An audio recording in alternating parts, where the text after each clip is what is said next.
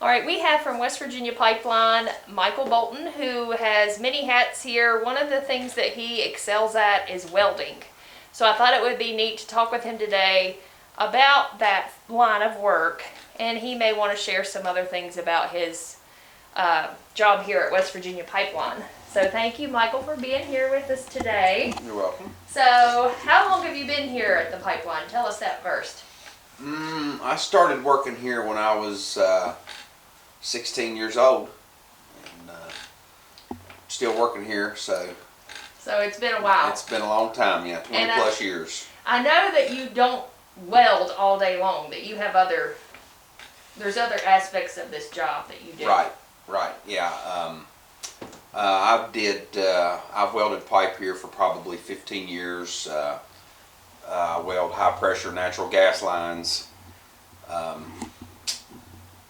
Here lately, I've actually trained a couple of new guys to do it, and I have expanded my role here as I would say I'm the gas operations manager. I look after all of the crews that we have doing natural gas work.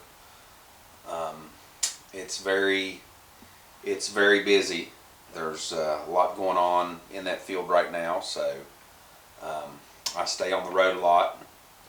Get up early, get home late. That's how it goes. That's how it goes.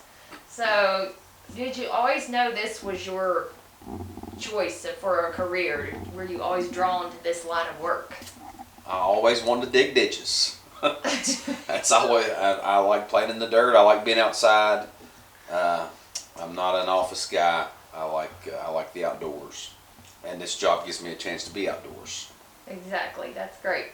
So what kind of background do you need? If somebody wants to be a welder or they have an interest in this line of work, what do they need to do? How do they prepare for this type of career? There is some welding classes available, I guess, at the local vocational school. The guys that I have trained recently, they both took some welding classes in a vocational school, but they don't teach you the ins and the outs and the finer points of the type of welding that we do. There's a lot that you still have to learn out here in the field. So a lot of it is learn as you go. A lot of it is learn as you go. Right. So what's the most challenging thing about it, do you think?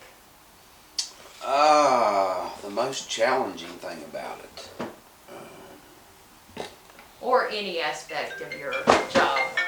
Always phone's always ringing? Yeah, it never stops. It's a gas company there. Tell the gas company to hold on a minute. The challenges are, there are always things that arise in the field, unforeseen things, and you have to change your game plan, back up and do something different than you had originally planned on. But the main thing it requires is patience and not getting discouraged, and pride. Take pride in your work. Very nice. Very good. What about rewarding parts of your job? What would you say to students that, this is a good aspect, this is a rewarding part of this job? It's just a really good feeling when you've installed a section of high pressure gas main, through a challenging area, and you had to overcome some obstacles, and you got it done, and you got a good job, and you look back at it and you say, man, we did a really good job with that. That's good. So give us some advice for high school students today. What would you tell them today? Whether they're choosing a career in this, like welding, or if you want to just give them advice in general to high school students in picking a career or about their career. The most important thing, I think, if you want to excel in your field of choice, is work ethic. You've got to work hard. You have to take pride in your work. You gotta want to be better than everybody else at what you're doing, and that will lead to success. I think that's great advice. We thank you, Michael, for taking time out of your busy schedule to talk with our high school students and to just give them a little insight into this career path. Thank you very much. You're welcome. Thank you.